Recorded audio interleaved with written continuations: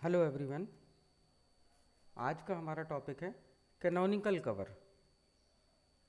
इसके पहले हमने बात करी थी फंक्शनल डिपेंडेंसी सेट्स की और closure of functional dependency sets की, जहाँ पर हमने देखा था कि by following some Armstrong rules हम अपने ओरिजिनल फंक्शनल डिपेंडेंसी सेट को एक लिमिट तक रिड्यूस कर सकते हैं, और हम यदि ओरिजिनल फंक्शनल डिपेंडेंसी सेट से फंक्शनल डिपेंडेंसी चेक करें किसी रिलेशन की और क्लोजर सेट से चेक करें तो दोनों केसेस में रिजल्ट सेम आना चाहिए, तभी वो reduced functional dependency set valid होगा या क्लोजर सेट वैलिड माना जाएगा।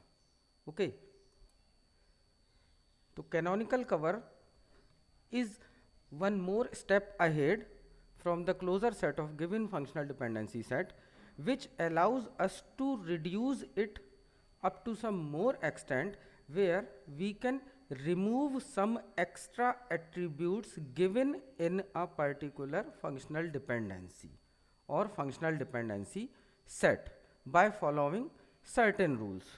So as per the definition of canonical cover, it says an attribute of a functional dependency set is said to be extraneous if we can remove it without changing the closure of the set of functional dependencies.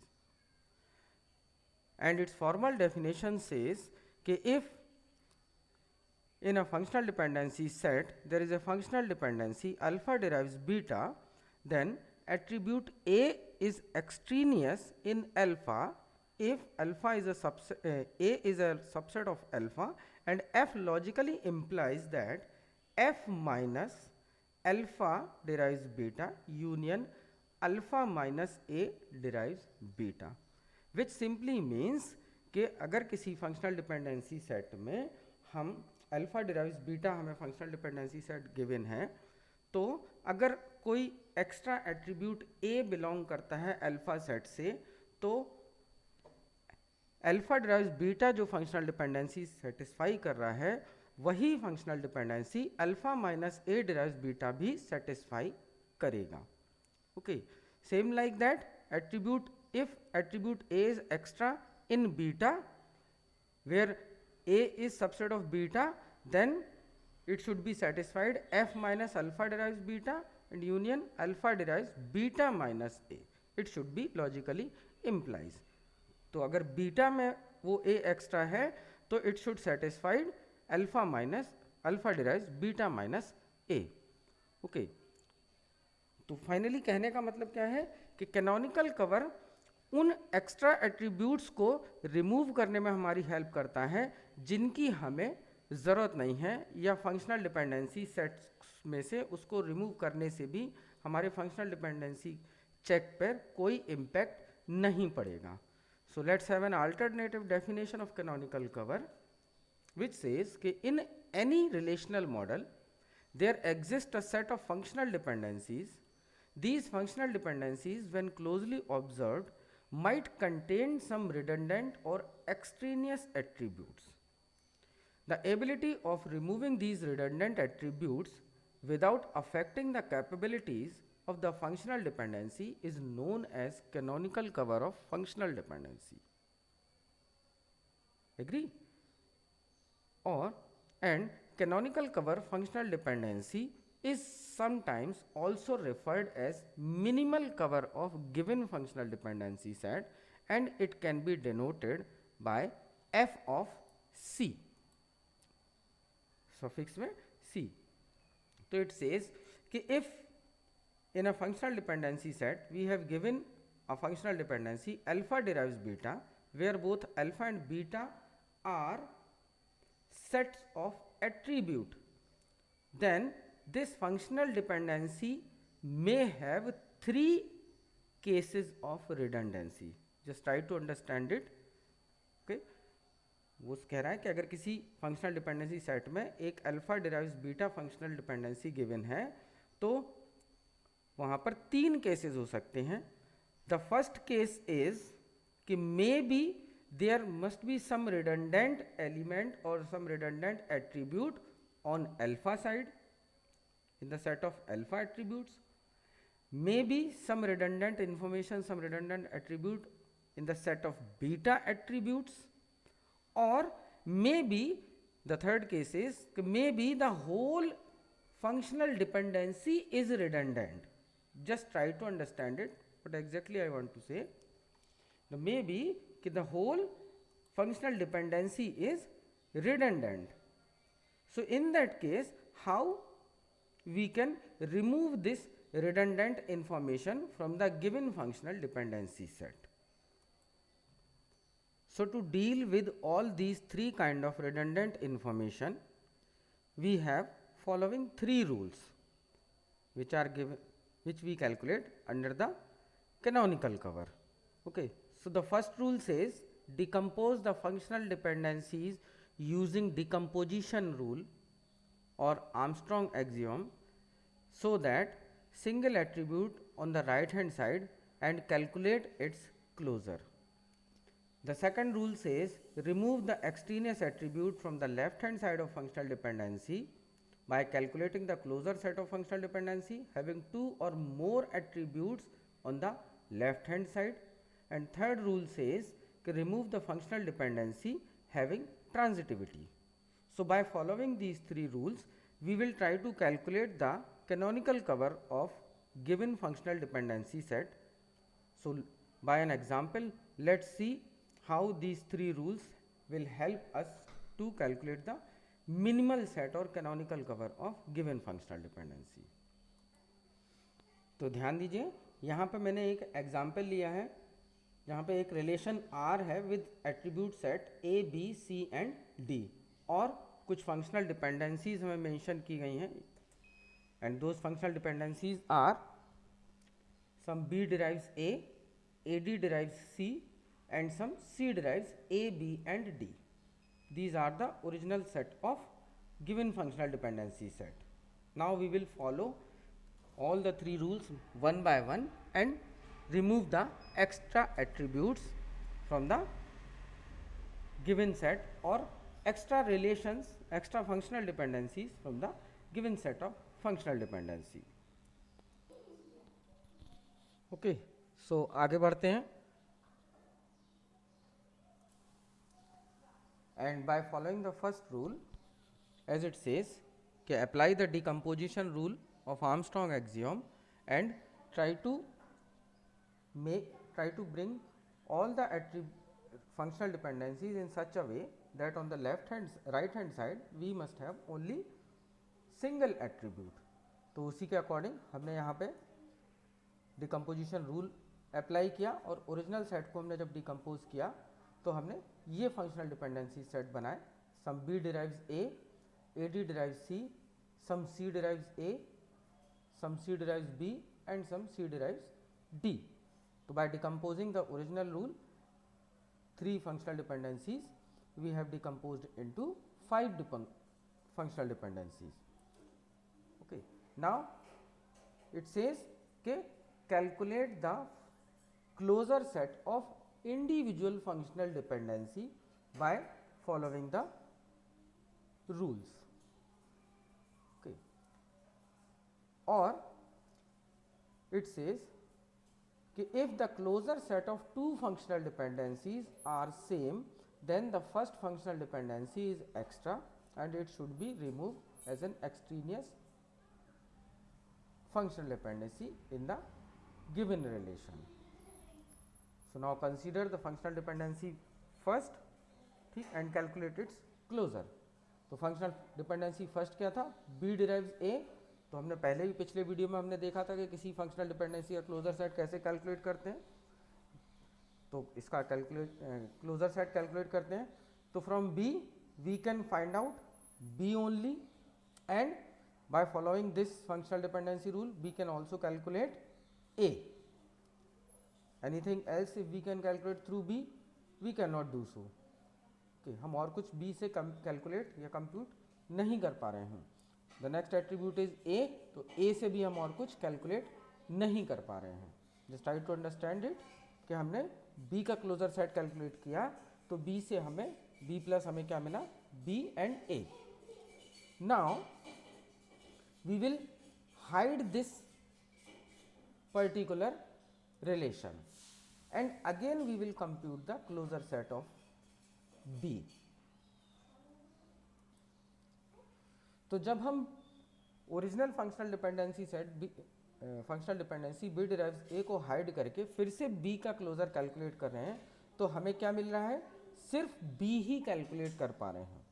That means कि इस functional dependency B derives ए से हम सिर्फ B ही calculate कर पा रहे हैं और ये दोनों सेम नहीं है, इसलिए हम यहाँ पर कहेंगे कि ये functional dependency B derives A redundant नहीं है, it is a necessary functional dependency for us. Just try to understand it what I have said, कि हमने पहले उसका एक बार फंक्शनल डिपेंडेंसी सेट का क्लोजर कैलकुलेट किया बी का, तो हमें मिला बी और ए. अब उसको हमने इग्नोर करके दोबारा इसी का बी के लिए क्लोजर सेट कैलकुलेट किया, तो हमें मिला सिर्फ बी, जो कि दोनों सेम नहीं है. अगर सेम होते तो हम ये मान लेते कि B derives A is a redundant relation, redundant functional dependency from the given set. So चूंकि दोनों अलग अलग हैं, इसलिए हम यहाँ पर ये कहेंगे कि this functional dependency is necessary और compulsory for the given functional dependence set. Let's try to move ahead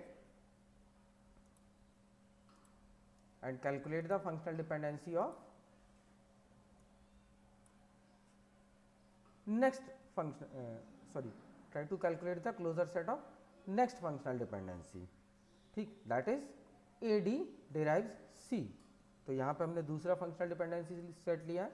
ठीक, तो AD का क्लोजर सेट हमने निकाला, तो AD से हम जाहिर सी बात है AD तो कैलकुलेट कर ही पा रहे हैं. उसके बाद C and C helps us to calculate A which is already in our closure set, then B तो include B and then D, तो D is already there. ठीक, agree. तो हमने जब AD का क्लोजर सेट कैलकुलेट किया तो we can compute A, B, C and D, all the attributes we can compute. Now once again as per the rules let's try to hide this. ठीक, इसको hide करेंगे और फिर से हम AD का क्लोजर सेट कंप्यूट करेंगे. तो हमने इसको अब हाइड किया, तो हमारे पास बाकी के चार जो फंक्शनल डिपेंडेंसीज हैं इनके बेस पर हम उसको क्लोजर सेट को कैलकुलेट करेंगे. And when we try to calculate it, तो we find the closure set as AD and then we can see that we cannot compute anything from A and we cannot compute anything from D.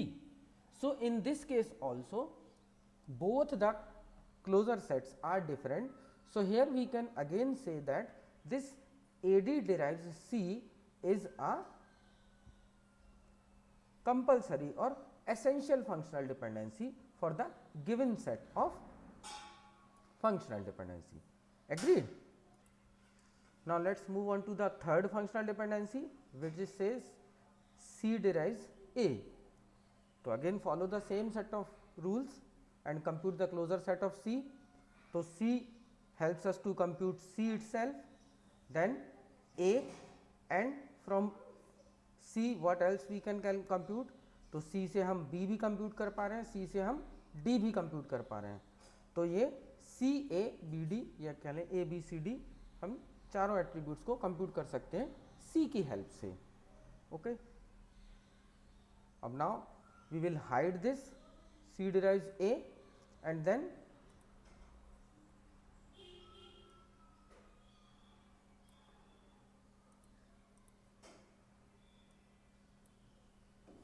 now we will compute its closure set once again. So from C we can compute C only, then C. Then here we can see that with the help of this C we can compute B. From B we can compute A and from C we can compute D. This case is different from previous two cases. Okay, जहाँ पे पिछले दो cases में जब हमने उनकी original functional dependency को hide किया और दोबारा से क्लोजर कंप्यूट किया तो वो डिफरेंट आया था, लेकिन यहाँ पर दोनों सेम आए हैं. और जब दोनों क्लोजर सेट सेम आए तो हम ये मान सकते हैं कि by hiding this particular rule or by removing this particular rule we can compute the same thing. So this particular rule is redundant at this place. as I have mentioned here, here we can see that both the closure sets are same. So this C derives A is a redundant functional dependency, and in this particular case हम इस redundant functional dependency को तुरंत वहाँ से remove करेंगे और future में हम इसको क्लोजर सेट कंप्यूट करने के लिए यूज नहीं करेंगे. एग्री? तो now let's move on to the fourth functional dependency, that is C derives B. So by computing the closure set of C, we can calculate C, B से we can calculate A, and C helps us to compute D. तो हम जो हमारा original closure set है वो compute कर रहा है C के लिए, C A B C D. Now hide this one and compute the closure set of C once again. So in this case, by using the rules, we can compute C, and from C we can compute D. तो यहाँ पर फिर से दोनों closure set different है, इसलिए ये rule हमारे लिए इम्पोर्टेंट रूल है, इसको हम वहाँ पर से रिमूव नहीं कर सकते. This is not a redundant rule. Agree? And now let's see the last rule, C derives D. So compute the closure set of C once again. So C gives us C gives us D, C gives us B, and B gives us A. So this is the first closure set of C. Again, after by hiding this, we can compute the another set. So let's compute it once again. So C will calculate for us C, then C helps us to compute B, and B helps us to compute A. So here again both the closure sets are different. So once again we will say that this rule is also not redundant for the given functional dependency set. Just try to understand it. तो हम कहेंगे कि out of these 5 rules we have only one redundant rule over there. Agree? So here I am deleting this functional dependency rule 3, which was redundant in the given functional dependency set, that was C derives B. Okay. Now the second rule says कि जो left hand side की functional dependency है उसमें हम देखेंगे कि कोई extra attribute है या नहीं है. तो लेफ्ट हैंड साइड की फंक्शनल डिपेंडेंसी चेक करने के लिए हम रूल फॉलो करेंगे कि we will try to calculate the functional closure set of that particular functional dependency which is AD in this case. So when we will calculate the functional dependency of AD, so let's see what will happen. Let's compute it. So AD will help us to compute AD, and from AD we can compute C. Okay. From C we can compute from the remaining functional dependency set A only, which is given in there. ठीक, C से D calculate कर सकते हैं, वो भी already दिया हुआ है, तो और हम कुछ भी कैलकुलेट नहीं कर सकते हैं. अब ध्यान दीजिए कि कैसे हम लेफ्ट हैंड साइड की एक्स्ट्रा एट्रीब्यूट को रिमूव कर सकते हैं. Now we will calculate the individual attributes closure set from the left hand side. पहले हमने दोनों एट्रीब्यूट्स को कंबाइन करके जो ओरिजिनल फंक्शनल डिपेंडेंसी सेट था उससे क्लोजर सेट कैलकुलेट किया. अब हम उनमें से इंडिविजुअली कैलकुलेट करेंगे, और अगर इस केस में हम A और D का क्लोजर सेट कैलकुलेट कर रहे हैं, और अगर A का closure set same like AD आता है, तो इसका सिंपल मतलब ये होगा कि D is extra attribute in the given functional dependency set. Just try to understand it कि हमने पहले AD का क्लोजर सेट कैलकुलेट कंप्यूट किया, अब हम A का क्लोजर सेट कंप्यूट कर रहे हैं. अगर AD और A का क्लोजर सेट सेम होगा तो हम मान लेंगे कि D एक्स्ट्रा है और उसको हम वहाँ से रिमूव कर देंगे. एंड द सेम लाइक अगर D का क्लोजर सेट AD के इक्वल होगा तो हम मानेंगे कि ए एक्स्ट्रा है और उसके क्लोजर सेट को हम वहाँ से ए को हम वहाँ से रिमूव कर देंगे. तो when we will calculate the closure of A from the remaining given functional dependencies, तो वी कैन फाइंड कि we can compute A only. These are the remaining one. तो लेट्स सी हियर. तो हम सिर्फ ए ही compute कर पा रहे हैं, which is not like the original closure set of A D. Same like that when we compute the closure set of D, तो we can compute only D there, तो which is also not same like the closure set of AD. So here we can say that this AD derived C is also an essential functional dependency without any extra attribute. Agree? तो finally हमारे पास 4 functional dependencies बचे. B derives A, C derives A, AD derives C and C derives D. तो जो हमारा canonical cover compute होकर आया, वो canonical cover क्या हुआ? B derives A, we can merge C derives A and C derives D by following union rules. So C derives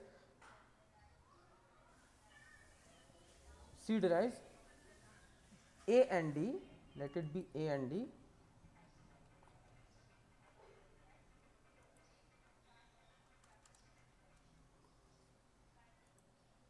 and AD derives C.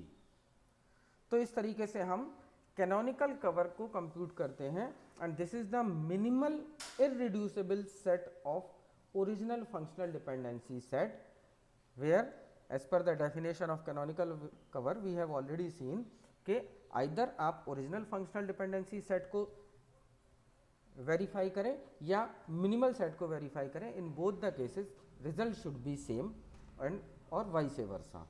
तो that is called minimal set और canonical cover set of functional dependency. I hope आपको समझ में आया होगा. अगर नहीं समझ में आया है तो कोई भी क्वेरी के लिए मुझसे आप पूछ सकते हैं. Thank you.